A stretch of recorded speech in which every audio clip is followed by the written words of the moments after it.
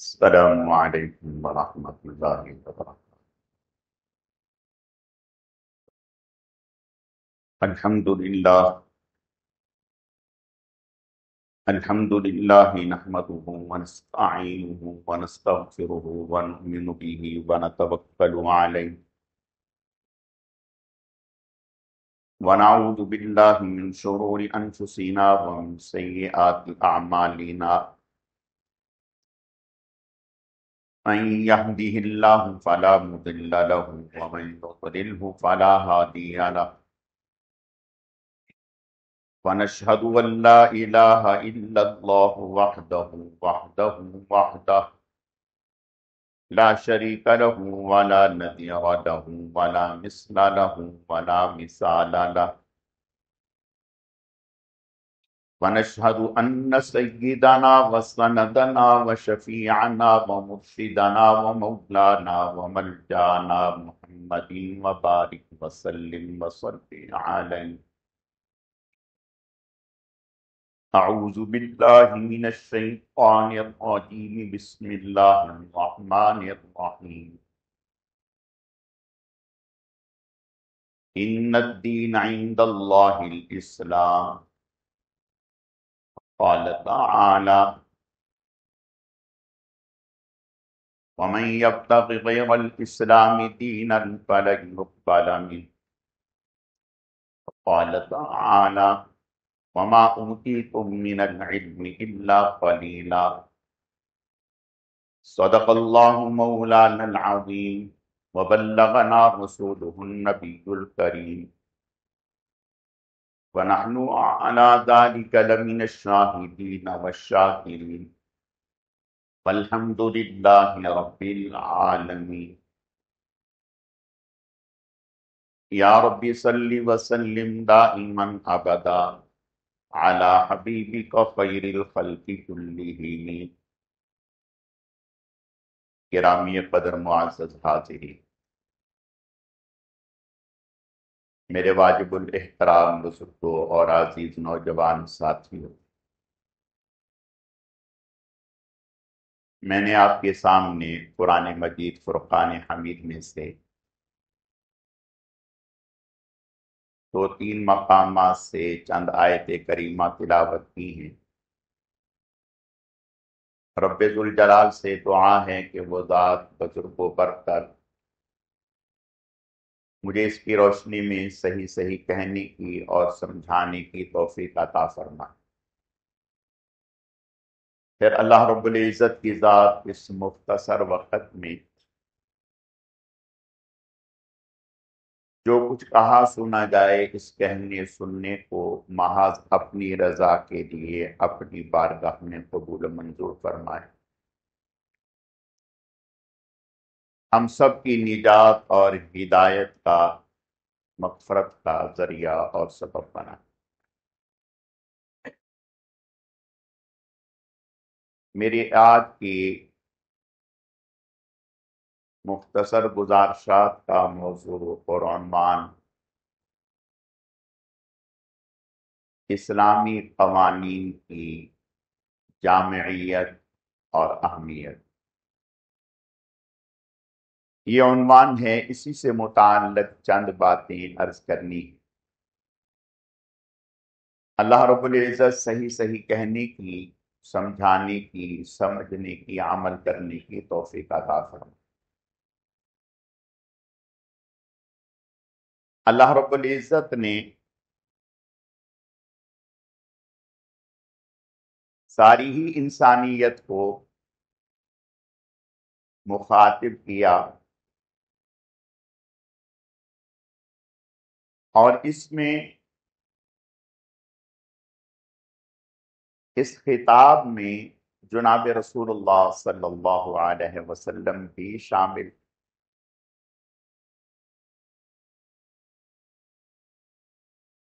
تو یہ فرمایا گیا کہ جو تمہیں علم دیا گیا ہے، وَمَا أُوتِيتُم مِّنَ الْعِلْمِ إِلَّا قَلِيلًا، جو تمہیں علم دیا گیا ہے وہ بہت تھوڑا ہے، بہت تھوڑا ہے۔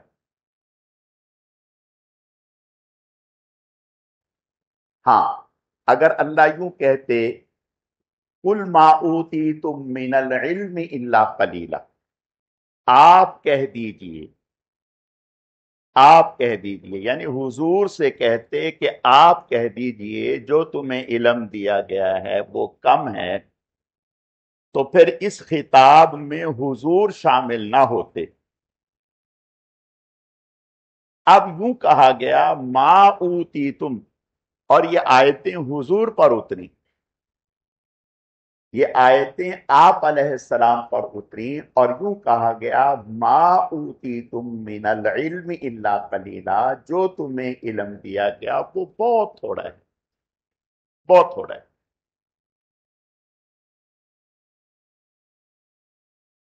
حضرت موسیٰ علیہ السلام حضرت خضر علیہ السلام کے پاس جب تشریف لے گئے، میں واقعہ نہیں عرض کرنا چاہتا پورا، بس مختصر بات بیچ میں۔ تو جب حضرت خضر کے ساتھ حضرت موسیٰ علیہ السلام نے سفر شروع کیا، جس کا ذکر اللہ نے 15ویں اور 16ویں پارے میں کیا ہے، تو کشتی میں جب سوار ہوئے، ایک چڑیا آئی، اس نے پانی سے چونچ بھری اور بیٹھ گئی۔ حضرت خضر نے حضرت موسیٰ علیہ السلام سے کہا کہ جتنا اس چڑیا نے چونچ میں پانی لیا ہے، میرا اور آپ کا اور پوری انسانیت کا علم اللہ کے علم کے سامنے ایسا ہے، ایسا ہے۔ اللہ نے حضور سے کہا قُل ربی زدنی علما، ہمارا عقیدہ ہے کہ حضور کے پاس پوری انسانیت کو جو علم دیا گیا ہے، وہ علم حضور کے علم کے سامنے ایسے ہے جیسے سمندر کے سامنے قطرہ ہے۔ حضور کو سمندر گویا دیا گیا ہے، حضور کو اتنا علم دیا گیا ہے، لیکن اللہ پاک نے جو علم دیا انسانیت کو اور حضور علیہ السلام کو، وہ ایک ذرے کی مثال ہے سمندر کے سامنے، اور حضور سے اللہ یوں کہہ رہے ہیں کہ آپ یہ دعا کیا کریں ہمارے سامنے، کیا؟ ربی زدنی علم، آپ ہمارے سامنے یہ کہا کریں ربی زدنی علم۔ علماء نے لکھے ہیں کہ حضور کے علم میں تو ہر لمحہ اضافہ ہوتا ہے، لیکن اللہ کے علم میں اضافہ نہیں ہوتا۔ اگر یوں کہیں کہ اللہ کے علم میں اضافہ ہوتا ہے تو اس کا مطلب یہ ہے کہ پہلے اللہ کا علم کم تھا، اب زیادہ ہو گیا، یعنی پھر یوں کہنا پڑے گا کہ اللہ کا علم پہلے کم تھا، حالانکہ نہیں، شروع سے ہی ہمیشہ سے اللہ کا علم کامل ہے، مکمل ہے، کم نہیں ہے۔ حضور سے کہا گیا کہ آپ کہیں، گویا آپ کو اور پوری انسانیت کو جو علم دیا گیا وہ بہت تھوڑا ہے، بہت تھوڑا۔ تو کہا گیا کہ آپ ہم سے کہیں ربی زدنی علما، ربی زدنی علما، ربی زدنی علما۔ اب یہ جو تھوڑا سا علم پوری انسانیت کو دیا گیا ہے، حضور کو دیا گیا ہے، اس میں، اس قلیل میں میرا اور آپ کا علم کتنا ہوگا؟ قلیل کا بھی اقل، قلیل کا بھی اقل، یعنی ایک انسان کا علم جو اللہ نے पूरी इंसानियत को दिया, हुजूर को दिया, सारे नबियों को दिया, वो एक समझे कि जैसे चिड़िया की चोंच में पानी है, ये इल्म सबको दिया। इस सब में आम इंसान का इल्म कितना होगा? यानी एक जर्रे से भी तशबीह नहीं दी जा सकती। जब आम इंसान का इल्म ये है, तो फिर आम इंसान जो कानून बनाएगा उसकी हैसियत क्या होगी? बात समझी? फिर जो आम इंसान एक कानून बनाएगा उस कानून की हैसियत क्या होगी? जाहिल क्या कानून बनाएगा? कानून तो पढ़ा लिखा बना सकते हैं। और यही वजह है, आप गौर करें, जितनी भी इंसानियत आई,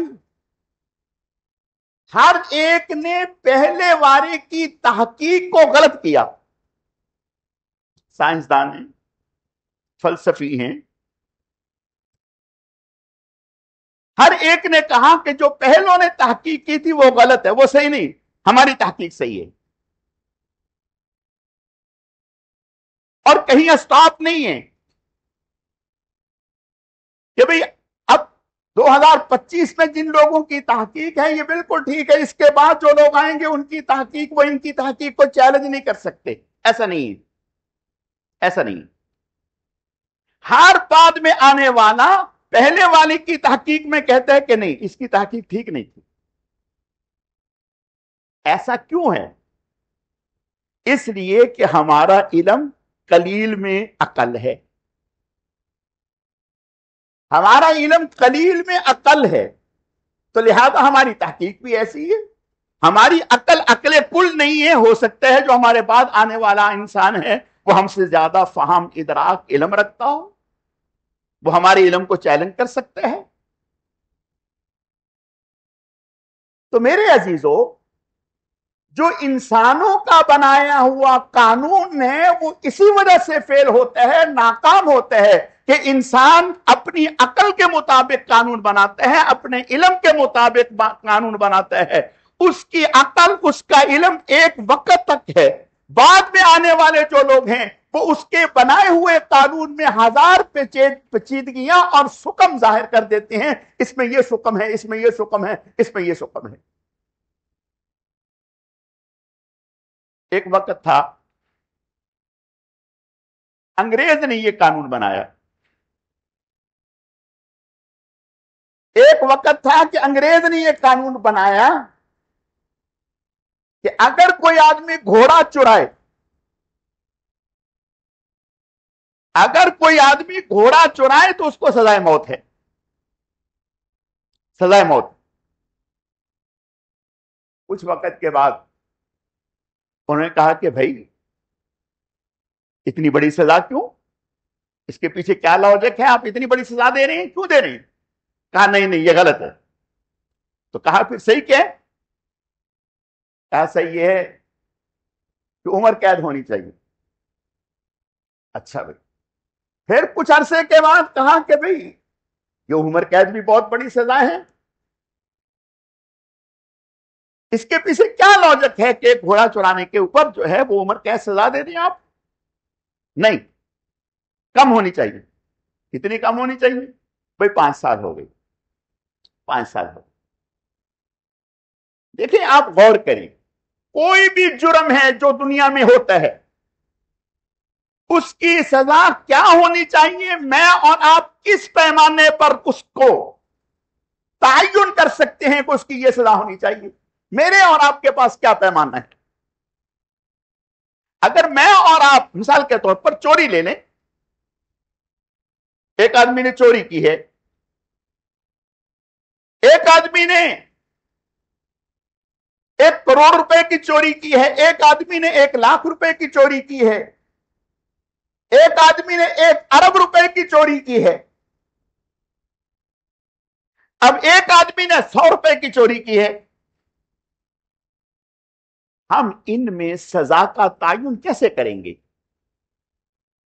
और सजा क्या देंगे? اور اس کے علاوہ بیسیوں مثالیں ہیں.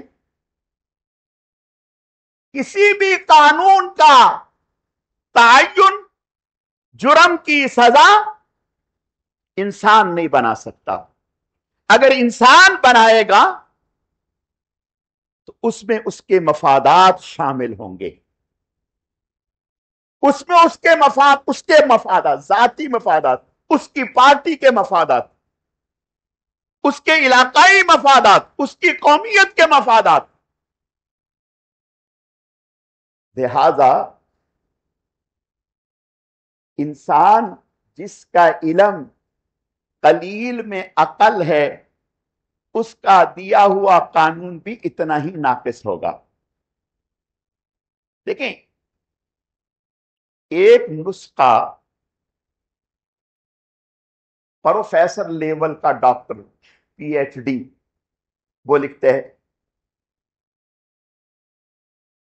جو اب فن میں جس نے پی ایچ ڈی کی ہے، تخصص کیا اس فن میں، وہ نسخہ لکھتے ہیں. اور ایک اس نسخے کو ایم بی بی ایس لکھتے ہیں. تو آپ جو پروفیسر ہے، پی ایچ ڈی ہے، اس کی طرف جائیں گے. جس نے یعنی سادہ ڈاکٹری حاصل کی ہے، ایم بی بی ایس کیے ہے، اس کے پیچھے نہیں جائیں گے. ایک ایم بی بی ایس ہے، ایک ہمارا مسجد کے سامنے ٹھیلا لگانے والا ہے سبزی کا ٹھیلا لگانے والا کہتے ہیں کہ بھائی میرے بھائی کو دل کی تکلیف ہوئی تھی، میں نے اس کو یہ معجون بنا کے دیا تھا، اس کے سارے ہی وال کھل گئے، لہذا میں یقین کے ساتھ کہتا ہوں کہ یہ معجون استعمال کریں. اور دوسری طرف ڈاکٹر ہے، وہ کہتا نہیں بھائی نہیں، میں کوئی گارنٹی نہیں دیتا. دیانتداری سے بتائیں کہ آپ کس طرف جائیں گے. میرے عزیزو، وَلَا يُحِيطُونَ بِشَيْءٍ مِّنْ عِلْمِهِ إِلَّا بِمَا شَاءَ. وہ ذات علیم بھی ہے، حکیم بھی ہے، بصیر بھی ہے، اس کا علم کامل ہے، مکمل ہے. وہ انسانوں کے خالق ہیں، مالک ہیں. ان کا دیا ہوا قانون اس کو دنیا کی کوئی طاقت چیلنج نہیں کر سکتی. ویسا قانون دنیا کی کوئی طاقت لا نہیں سکتی. تو انسانوں کے بنائے ہوئے قانون کو اللہ کے دیے ہوئے قوانین کے سامنے، نظام کے سامنے کوئی حیثیت نہیں. ایسے ہی ہے جیسے ٹھیلا لگانے والے کی پی ایچ ڈی کے سامنے. یہ تو پھر بھی کچھ آپس میں مماثلت ہو سکتی ہے، لیکن انسانوں کے قوانین کو اللہ کے قانون کے سامنے کوئی مماثلت نہیں. اللہ پاک بہت بڑی ذات ہے، علیم ہے. آپ سے بڑھ کر کس کا علم ہے؟ لیسا کمثلہ شیء. وہ ہر چیز میں یکتا ہے. تو اللہ کا جو دیا ہوا قانون ہے، نظام ہے، آج ہم اس کی طرف نہیں جا رہے. آج ہم غیروں کے دیے ہوئے قوانین کے پیچھے بھاگ رہے ہیں. چلو بھائی آگے چلیں. دیکھو بھائی، دوائی دو کمپنیاں بناتی ہیں. ایک ہلکی کمپنی ہے اور ایک اچھی کمپنی ہے. جو اچھی کمپنی دوائی بناتی ہے اس کے سائیڈ ایفیکٹ کم ہیں، نہیں ہیں. اور جو ہلکی کمپنی دوائی بناتی ہے اس کے سائیڈ ایفیکٹ زیادہ ہیں. مثلا گردے متاثر ہوں گے، بینائی متاثر ہوگی، ہاضمہ خراب ہو جائے گا، اور کیا پرابلم ہو سکتے ہیں وہ ہو جائیں گے. تو آپ میں ہم جو اچھی کمپنی ہے اس کی دوائی استعمال کرتے ہیں، لوکل کمپنی کی دوائی استعمال نہیں کرتے. بالکل اسی طرح سے. لیکن ایک بات یاد رکھیں، آپ نے دوائی اچھی استعمال کی یا ہلکی استعمال کی، فائدہ دونوں سے ہوگا، ریلیف دونوں سے ملے گا۔ اگر ہلکی کمپنی کی دوائی بھی استعمال کر لی تو وقتی فائدہ ہوگا، وہ الگ بات ہے کہ سائیڈ ایفیکٹ ہوں گے، لیکن فائدہ ہوگا۔ اور اگر اچھی کمپنی کی استعمال کی تو بہت فائدہ ہوگا اور سائیڈ ایفیکٹ بھی کچھ بھی نہیں ہوں گے۔ لیکن اگر آپ نے نہ اچھی کمپنی کی دوائی استعمال کی، نہ ہلکی کمپنی کی دوائی استعمال کی، نسخہ لیا، جیب میں ڈالا، دوائی لی، گھر میں لا کے رکھ دی اپنے سیف میں، اور ڈاکٹر کے پاس چلے گئے اور جا کر کے کہا ڈاکٹر صاحب مجھے تو کوئی فائدہ نہیں ہوا۔ ڈاکٹر صاحب نے کہا کہ آپ نے دوائی کھائی تھی؟ نہیں کھائی تو نہیں۔ تو ڈاکٹر صاحب نے کہا کہ اگر دوائی نہیں کھائی تو فائدہ کیسے ہوگا؟ دوائی تو کھانی تھی آپ کو، کیوں نہیں کھائی؟ دیکھو میرے بھائیوں، قانون اللہ کا دیا ہو یا قانون بندوں کا ہو، قانون اللہ کا بنایا ہوا ہو یا قانون بندوں کا ہو، نافذ تو کرو نا۔ جب تک نافذ نہیں کرو گے، اس قانون کو لاگو نہیں کرو گے وقت پر، تو فائدہ کیسے ہوگا، امن کیسے ہوگا؟ چلو ہم کہتے ہیں کہ اللہ کا قانون نہ صحیح، بندوں کا قانون لاگو تو کرو، نافذ تو کرو۔ اگر قانون نافذ نہ کرو اور آپ کہو کہ ملک میں امن ہو جائے، چور ختم ہو جائے، ڈکیت ختم ہو جائے، اس سے بڑا المیہ کیا ہے کہ کچے کے ڈاکو آپ کے D P O, D C, S P, D S P ان لوگوں کو چیلنج کر رہے ہیں اور برملا کہہ رہے ہیں کہ اگر تم میں دم خم ہے تو آؤ اب آ کر کے اپنا آدمی ہم سے چھڑا کے دکھاؤ۔ یہ کیا ہے؟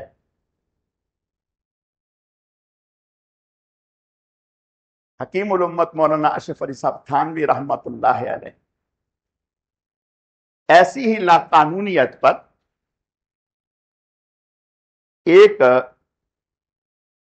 چٹکلا لکھا، اس میں یہ بتایا کہ جہاں لاقانونیت ہوتی ہے وہاں کیا ہوتا ہے۔ اس میں اس بات کو واضح کیا کہ جہاں لاقانونیت ہوتی ہے، قانون نہیں ہوتا، یعنی قانون ہوتے ہیں اس کا نفاذ نہیں ہوتا، دوائی ہے کھا نہیں رہے، تو اس کا نقصان کیا ہوتا ہے؟ حضرت نے لکھا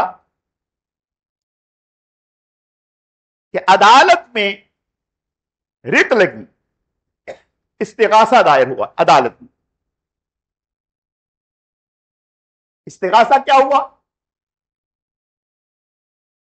چور نے عدالت سے رجوع کیا کہ ہم 4-5 لوگ مل کر چوری کرنے کے لیے گئے، ہم نے دیوار کو نقب لگایا تاکہ اندر گھس کے مال نکالے، تو وہ دیوار کچی بنی ہوئی تھی، وہ دیوار گری، میرا ایک چور ساتھی مارا گیا اس دیوار کے نیچے آ کر، تو دیوار والے سے مجھے تاوان دلوائیں۔ واہ بھائی، کہ دیوار والے سے مجھے تاوان دلوائے کہ اس نے ایسی کچی دیوار کیوں بنائی تھی۔ یہ حضرت حکیم الامت نے لکھے۔ یہ مطلب نہیں، سمجھانے کے لیے کہ جہاں لاقانونیت ہوتی ہے وہاں کیا ہوتا ہے۔ اب جب وہ درخواست آئی جج کے سامنے، جج نے کہا بات تو ٹھیک ہے، آج والے جج نہیں، اگر ان کی بات کریں گے تو شام سے پہلے امام صاحب کو عدالت میں بلا لیں گے کہ بھئی آپ نے ہمارے خلاف کیوں کہا۔ تو جج نے بلا لیا دیوار والے کو، مکان والے کو بلا لیا اور بلا کر کے کہا کہ بھائی آپ کے خلاف درخواست لگی ہے۔ کہا جی صاحب کیا غلطی ہو گئی؟ کہا غلطی آپ کو پکی دیوار بنانی چاہیے تھی، ایسی ناقص دیوار بنائی ہے کہ چور چوری کرنے کے لیے اندر گھس رہا تھا، دیوار گری اور وہ مر گیا، اب تاوان دو۔ نے کہا صاحب معافی چاہتا ہوں، اس میں میرا کیا قصور ہے، یہ تو مستری کا قصور ہے جس نے ناقص بنائی تھی۔ اب مستری کو بلا لیا، کہا تم آؤ۔ تم نے ایسی नाकिस क्यों बनाई? उसने कहा साहब मेरा तो इसमें कसूर नहीं, मैं तो बनाने वाला हूं, जो गारा लाने वाला था, मटेरियल लाने वाला था, उसका कसूर है, उसने नाकस दिया तो ऐसी बन गई। कहा उसको बुलाओ, आपने ऐसा नाकिस मटेरियल क्यों बनाया, इसमें पानी गारे में क्यों डाला? उसने कहा जी साहब मेरा तो इसमें कोई कसूर नहीं। कहा तो फिर किसका कसूर है? कहा वो एक हाथी भागता हुआ आ रहा था, मैं डर गया, पानी ज्यादा गिर गया, पानी ज्यादा गिर गया, लिहाजा उसका कसूर है। उस हाथी वाले को बुलाया, भैया आपने हाथी क्यों भगाया? उसने कहा कि एक औरत जो है वो, उसने पता नहीं क्या जेवर पहना हुआ था या घुंघरू पहने हुए थे, उसने ऐसी आवाज निकाली, हाथी डर गया। उसने कहा अच्छा, औरत को बुलाया, भाई तुमने ऐसा जेवर ऐसे घुंघरू क्यों पहन रखा? उसने कहा मेरा क्या कसूर है, सुनार से पूछे। अब सुनार की किस्मत माड़ी बेचारे की, उसको कोई जवाब नहीं आया। तो जब उसको कोई जवाब नहीं आया तो जज ने सजा लिख दी कि इसको तख्तेदार पे लटका, तख्तेदार पे लटका। अब इस इलाके में पहले हिंदू और गुरु, दो हिंदू और गुरु, वो इस इलाके से गुजरने लगे तो हिंदू ने, गुरु ने अपने चेले से कहा कि जरा जाओ शहर के हालात मालूम करके आओ, रेट चीजों के। उसने कहा जी गुरु जी यहां तो मजे ही मजे हैं। कहा क्या? कहा हर चीज एक आने की बराबर है, जो मर्जी ले लें। उसने कहा कि गुरु ने कहा ये रहने की जगह नहीं, इसका मतलब ये गधा घोड़ा बराबर है, ये रहने की जगह नहीं। चेले ने कहा नहीं साहब, खाएंगे मजे करेंगे।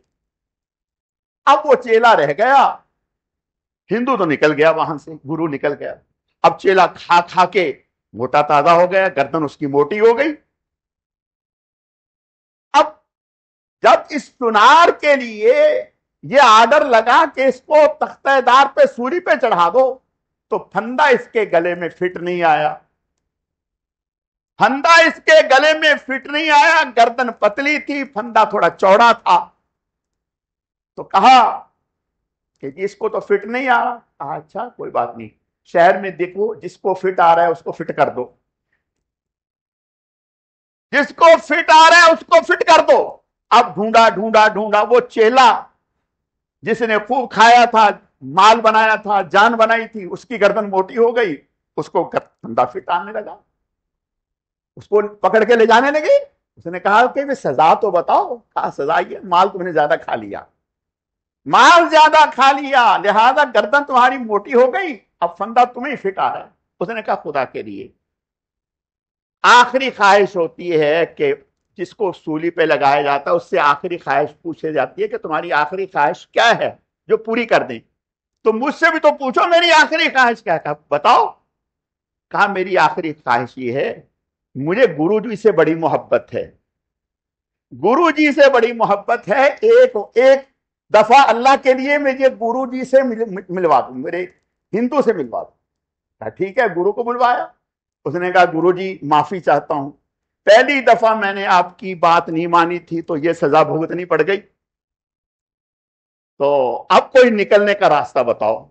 गुरु ने कहा कि देखो अब तरीका यह है कि जब तुम्हारी गर्दन में फंदा डाला जाएगा ना तो मैं धक्का दे दूंगा, मैं धक्का दे दूंगा, मैं कहूंगा नहीं नहीं इसको नहीं लगाओ, मुझे लगाओ। जब मेरी गर्दन में डाला जाए तुम धक्का दे देना, इसको नहीं मुझे लगाओ। अच्छा बादशाह जो था वो बराह रास्त इस खास केस की निगरानी कर रहा था, ये एक प्रोफाइल केस था ना बड़ा, इसकी खास निगरानी ऊपर से हो रही थी, बादशाह देख रहा था। अब वो चेले को फंदा लगा रहे हैं तो गुरु धक्का दे रहा है, गुरु को लगा रहे हैं तो वो धक्का दे रहे हैं। अब बादशाह देख रहा है कि ये क्या तमाशा है। बादशाह ने कहा रुको रुको। कहा मैं मसला क्या है? वो हिंदू गुरु समझदार था, उसने कहा बादशाह सलामत बात ये है, ये बड़ी कबूलियत की घड़ियां हैं, इस घड़ी में ये फंदा जिसको लग गया वो सीधा पहुंच जाएगा, सीधा पहुंच गया। बादशाह ने कहा तुम्हारी ऐसी तैसी, तुम्हारे बाप का फंदा है, मुझे लगाओ, मुझे लगाओ। अल्लाह हमारी हिफाजत फरमाए, अल्लाह हमारी हिफाजत फरमाए। आप यकीन जाने हमें अपने मुल्क के हालात और कवानीन पर ऐसी ही हंसी आती, ایسی ہی ہنسی آتی ہے. آج ہمارے ملک کا یہی حال ہو چکا ہے. میں قسم کھا کر کے کہتا ہوں, آپ کسی ادارے کو دیکھ لیں, کسی ادارے کو دیکھ لیں, اگر اس ملک میں اللہ کا دیا ہوا قانون نہیں, انگریز کا دیا ہوا قانون جس کو جمہوریت کہتے ہیں, اگر وہ ہی صحیح معنوں میں اس ملک میں نافذ ہوتی تو اس ملک کا یہ حشر نہ ہوتا, اس ملک کا یہ حشر نہیں ہوتا. آج بات یہ ہے, اللہ ہماری حفاظت فرمائے, جس کی لاٹھی اس کی بھینس, جس کا دو چل رہا ہے وہی سمیٹا سمیٹی کر رہا ہے, اور سمیٹا سمیٹی کر کے یہ جا وہ جا. کون سا قانون, کیسا قانون, کس کا قانون؟ جیسے امریکہ اور اسرائیل کے لیے کسی قسم کا کوئی قانون ضابطہ نہیں ہے. ہر وہ بات قانون ہے جو امریکہ کے زبان سے نکل جائے, وہاں کے حکومت کی زبان سے نکل جائے, اسرائیل نیتن یاہو کی زبان سے نکل جائے, وہ قانون ہے بس, اور کچھ نہیں. ساری دنیا چیختی رہے, پٹکتی رہے, اپنا سر پھوڑتی رہے, احتجاج کرتی رہے, ان کے کان پہ جو تک نہیں رینگتی. اقوام متحدہ, سارے ممالک, اکثریت قرارداد پیش کر رہے ہیں کہ جنگ رکنی چاہیے, جنگ رکنی چاہیے, جنگ رکنی چاہیے. 3 دفعہ امریکہ یا 4 دفعہ 5 دفعہ ویٹو کر چکا ہے کہ نہیں, سارے ملک ایک طرف, میں اکیلا ایک طرف, جنگ نہیں رکنی چاہیے, جنگ ہونی چاہیے. کیا دوغلا پالیسی ہے. ادھر کہا جا رہا ہے کہ ہم جنگ روکنے کے حق میں ہیں, اور ادھر ان کو ہتھیار فراہم کیے جا رہے ہیں. میرے عزیزوں, آج ایک جانور کو کوئی زندہ جلا دے تو برداشت نہیں ہوتا, اور دیکھ کر یوں لگتے ہے کہ یہ کوئی انسان ہے یا جانور ہے. وہاں ہزاروں بچے, عورتیں, معصوم بچے جلائے جا رہے ہیں, بھوک سے بلک رہے ہیں, ان کی ہڈیاں نکل آئی ہیں. لیکن افسوس, صد افسوس, مسلمان تو مسلمان, کافر بھی ان کے لیے احتجاج کر رہا ہے. یعنی کافر بھی, جو غیر جانبدار لوگ ہیں, وہ بھی احتجاج کر رہے ہیں. لیکن درندگی ہے, انسانیت نہیں ہے, قانون نہیں ہے, صرف قانون کا نام ہے. انسانیت کا احترام دور کی بات ہے, درندگی ہے. آج کوئی سننے والا نہیں ہے. ابھی پھر آج کی خبر یہ ہے, امریکہ پھر اپنی ٹیم کو واپس بلا رہا ہے, باوجود اس کے کہ حماس کے لوگوں نے دستخط کر دیے, جنگ بندی پر دستخط کر دیے, تسلیم کر لیا. پھر بھی اسرائیل اور امریکہ اپنی ٹیموں کو واپس بلا رہا ہے. کیا ہے؟ صفایا کرنا ہے, غزہ کا ملیہ میٹ کرنا ہے, غزہ کا نام و نشان ختم کرنا ہے, اور غزہ میں اپنے من کا شہر بسانا ہے. لیکن رات شیخ آئے تھے, شیخ محمود شعب کی دامت برکاتہم العالیہ, جن کا میں نے گزشتہ جمعے اعلان کیا تھا. وہ اللہ کے فضل و کرم سے رات ہم نے پھر ان کو, ہم نے کہا مہمان ہیں ہمارے علاقے کی, چلو نمائندگی ہو جائے, ان کو دعوت پر بلایا, رات ان کو دعوت پر بلایا اپنی یہاں. عشاء کی نماز انہوں نے الحمدللہ یہاں ادا کی. جب وہ دعوت پر تشریف لائے تو انہوں نے حالات بتائے وہاں. کہا کہ الحمدللہ اللہ کے فضل و کرم سے غزہ کو آج تک کوئی فتح نہیں کر سکا, غزہ کو آج تک کوئی فتح نہیں کر سکا. اور غزہ کے اندر ایک بچہ بھی جب تک زندہ ہے ہم کٹ جائیں گے, لیکن دین محمدی پر آنچ نہیں آنے دیں گے اللہ کے فضل و کرم سے. اور آج تک کبھی کو گلا شکوا نہیں دیکھا ہوگا. میں اس موقع پر آپ سب حضرات کا دل سے شکر گزار ہوں. گزشتہ جمعے اعلان کیا تھا کہ وہ تشریف لا رہے ہیں, ہفتے والے دن جو گزشتہ ہفتہ ہے یہاں تشریف لائے الحمدللہ مغرب کے بعد. ان کا مختصر بیان ہے. اس مختصر بیان کے بعد آپ یقین جانیں میری زندگی میں کم از کم یہ پہلا موقع ہے مجھے 38 سال ہو گئے اللہ کے فضل و کرم سے یہاں، 38 سال ہو گئے، یہ پہلا موقع میں نے دیکھا اعلان ہوا جمعے میں، ویسے الحمدللہ ہفتے والے دن اسی وقت 31,95,000 روپیہ ہوا الحمدللہ، اور رات ہم نے الحمدللہ اللہ کے فضل و کرم سے 17,25,000 روپے رات دے دیے الحمدللہ، الحمدللہ اللہ کے فضل و کرم سے۔ یعنی آپ کی اس مسجد سے ان 2-4 دنوں میں اللہ کے فضل و کرم سے 49 لاکھ روپیہ اللہ کے فضل و کرم سے ان کو پاس چلا گیا۔ بہت خوش ہوئے، بہت دعائیں دی۔ ان کے ہاں ایک وہ پہنتے ہیں جو حماس کا وہ، تو وہ شیخ نے بہت خوش ہوئے، گلے سے لگایا، مجھے وہ پہنایا، بہت دعائیں کی آپ سب حضرات کے لیے، ہمارے علاقے کے لیے، ہماری عورتوں کے لیے، ہمارے بچوں کے لیے۔ میرے عزیزوں یاد رکھو، یہ اللہ کو معلوم ہے، آپ یقین جانیں، ہم یہ نہ سمجھیں کہ ان نمازوں کی برکت سے ہم بخشے جائیں گے۔ یہی جو کسی غریب کی، کسی پریشان حال کی، کسی دکھی کی تکلیف کو دور کرنے کی برکت سے انشاءاللہ ہماری مغفرت کے فیصلے فرما دیں گے۔ اللہ آپ کو بہت جزائے خیر عطا فرمائے۔ میری آپ سے درخواست ہے، اپنے فلسطین بھائیوں کو اپنے دل میں بسائیں، ان کے لیے اپنی اجتماعی دعائیں، انفرادی دعائیں ان کے لیے کریں، اور یہ یقین رکھیں کہ آپ ان کے لیے دعا کریں گے، ان کی دعا کی برکت سے اللہ آپ کی دعا بھی قبول کر لیں گے۔ اور جتنا ہو سکے اب خود سے اپنے تعلق والوں سے کہہ سن کر زکوٰۃ، عطیہ ان کی خدمت میں پیش کریں۔ ابھی وہ 8 دن یہاں ہیں، الحمدللہ ہم ان سے رابطے میں ہیں اللہ کے فضل و کرم سے۔ آپ سے درخواست ہے، جو پہلے نہیں دے سکے ان سے درخواست ہے وہ اب دیں، جتنا جس سے ہو سکتا ہے اس کو کریں، اور انشاءاللہ یہ ہمارے لیے آخرت میں درجات کی بلندی کا ذریعہ ہوگا، ہمارے ایمان کی، ہماری اولادوں کی، ہمارے گھر بار کی، ہمارے کاروبار کی حفاظت کا ذریعہ ہوگا۔ اللہ تعالیٰ اپنے بارگاہ میں اس کہنے سننے کو قبول فرمائے۔